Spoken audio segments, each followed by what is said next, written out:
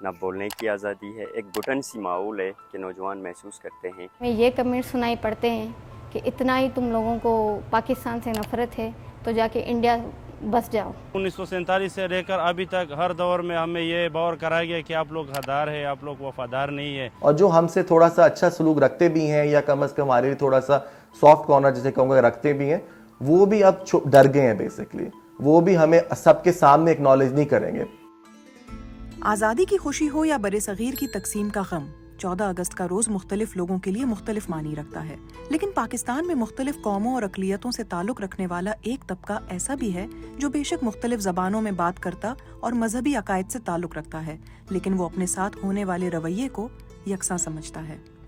پاکستان کی 75 سال کی آزادی کے موقع پر بی بی سی نے اقلیتوں اور چند ایسی قوموں سے منسلک افراد سے بات کر کے یہ جاننے کی کوشش کی ہے کہ کیا وہ خود کو پاکستان کا حصہ سمجھتے ہیں اور اگلے 25 سالوں میں وہ اپنی کمیونٹی کے لیے کیسا پاکستان دیکھنا چاہیں گے.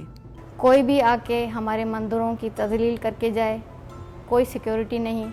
کوئی بھی آ کے ہماری بچیوں کو 12 13 سال کی بچیوں کو کوئی بھی ہاتھ سے پکڑ کے کڈنیپ کر کے اس کی راتوں رات شادی کروا کے پھر ہمیں دستاویز دیے جاتے ہیں کہ آپ کی بچی 13 سال کی نہیں, آپ کی بچی تو پوری 18 سال کی ہے اور 40 سال کی 50 سال کے بابا سے اس کو پیار ہو گیا تھا جس کی وجہ سے وہ بھاگ کے نکلی ہے اور اس نے اسلام قبول کر کے شادی کر لی ہے. یہ حال ہے ہمارا. 1947 سے لے کر ابھی تک ہم تو محسوس کر رہے ہیں کہ ہم پاکستان کیسے, لیکن ابھی تک ریاست نے, پاکستان نے اس طرح کا رویہ ہمارے ساتھ نہیں رکھا جس طرح ہونا چاہیے تھا. ہر دور میں 1947 سے لے کر ابھی تک ہر دور میں ہمیں یہ باور کرایا گیا کہ آپ لوگ غدار ہیں, آپ لوگ وفادار نہیں ہیں. اب ایک احمدی جو اسلام آباد لاہور میں ہوتا ہے اس کا بالکل ایک ڈفرینٹ ایکسپیرینس ہوگا. ایک جو روا جو ہمارا ہیڈ کوارٹر بھی ہے وہاں جو پلا بڑا ہے اس کا بالکل ڈفرینٹ ایکسپیرینس ہوتا ہے. لیکن میں نے پہلی دفعہ ایکسپیرینس جو کیا تھا کہ شاید ہم سے نہ صرف یہ کہ ہم علیحدہ ہیں بلکہ ہم سے ایک نفرت کا ایک سلوک کیا جاتا ہے. وہ ہمارے 28 مئی 2010 میں جب ہماری بیت الذکر کی گڑی شاہوں میں اور مال ٹاؤن میں حملہ کیا گیا تھا, اس کے بعد جو میں نے ہمارے عام شہریوں کا رویہ دیکھا لاہور کے اندر, اس نے مجھے بہت ٹھیس پہنچائی. کہ جیسے نہ صرف یہ کہ میں نے لوگوں کو باقاعدہ جشن مناتے ہوئے دیکھا, اس وقت مجھے احساس ہوا. اور میں نے ٹی وی پہ جس طرح کوریج دیکھی, سیاستدانوں کے بیانات دیکھے, بیوروکریسی کے میں نے دیکھا, اس وقت مجھے پہلی دفعہ احساس ہوا کہ جیسے ہم لوگ نہ صرف یہ کہ سوتیلے نہیں ہیں یا بالکل الگ نہیں ہیں بلکہ ہم سے ایک نفرت کی جاتی ہے اور ہمارے مرنے پہ خوشی منائی جاتی ہے.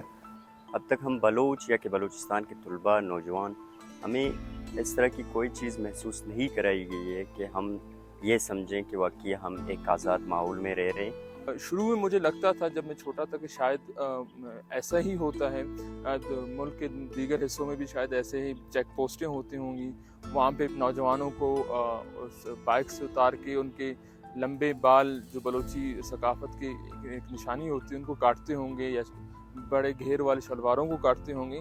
لیکن جب میں پہلی بار بچپن میں لاہور گیا اور کوئی فورٹ منرو سے نکلنے کے بعد کوئی 700-800 کلومیٹر کا سفر جب میں نے لاہور تک طے کیا اور مجھے جب ایک بھی چیک پوسٹ وہاں پہ غیر ضروری نظر نہیں آیا تو مجھے یہ احساس ہوا کہ نہیں, مطلب ایسا نہیں ہے جیسا میں سوچ رہا تھا. پنجاب میں یا اور بلوچستان کے شہریوں میں فرق ہے اور ریاست کا جو برتاؤ ہے ان دونوں خطے کے لوگوں سے وہ مختلف ہے. لیکن آپ کو یہ پہلی بار کب احساس ہوا کہ آپ پاکستان کی دیگر کمیونٹیز سے مختلف ہیں؟ جیسے ہم ایسے کر کے ملتے ہیں, سارے سندھی ایسے ملتے ہیں, یہ کوئی ہندوؤں کی سمبل نہیں ہے, یہ پورے سندھ کی سمبل ہے. یہ جیسے ساڑی ہے, ہماری اچھی جو پری پارٹیشن سے جو لیڈیز تھیں وہ ساڑی پہنتی تھی, اب آپ نے وہ مخصوص کر لیا کہ ساڑی ہندو پہنتے, یہ چیز نہیں ہے. یہ اس خطے کا کلچر ہے جس کے ماننے والے صرف ہندو نہیں تھے. ہر جگہ پہ آپ سندھی کی بک ہو یا انگلش کی بک ہو یا سائنس کی بک ہو, اس کے نام پہ آپ دوسروں کو مذہب کی انتہا پسندی تو نہ سکھائیں. یہ آپ کی جنریشن اور نسلوں کو بھی تباہ کرنے کی وہ ہے. جب ایک مسلم بچہ یہ پڑھتا ہے کہ ہندو کے ٹیمپل کو فتح کرنا ایک فتح ہے تو آپ یہ سوچیں تو کس طرح کا مائنڈ سیٹ آپ بنا رہے ہیں.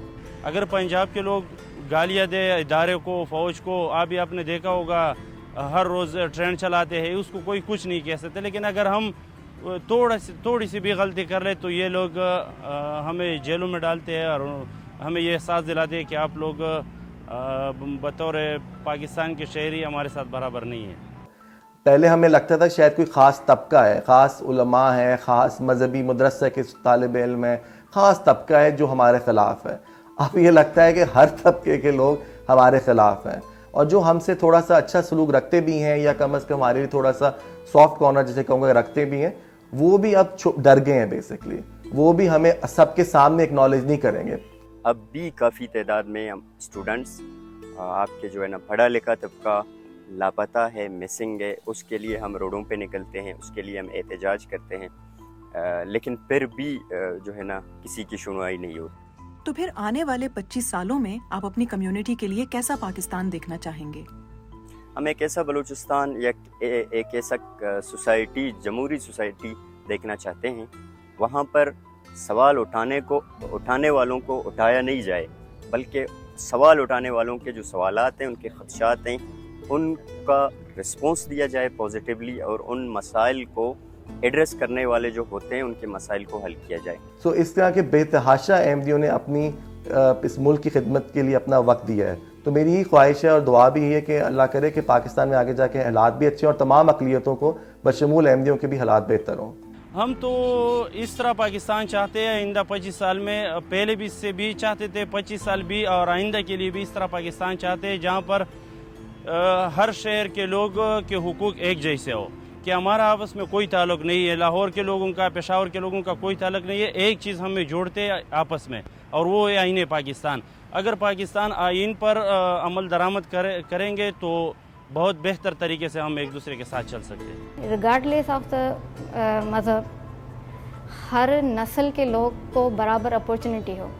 اب مسئلہ یہ ہو گیا ہے کہ یہ جو ملک جو 2 مذہب کے نام پہ بنا تھا, تو انہوں نے ہمیں تو مائنورٹی کا شیلٹر دے کے آپ نے ایک سائیڈ میں دھکیل دیا ہے. لیکن کوئی اس ریاست سے پوچھے کہ کیا آپ کے یہاں میجورٹی بھی سیف ہے,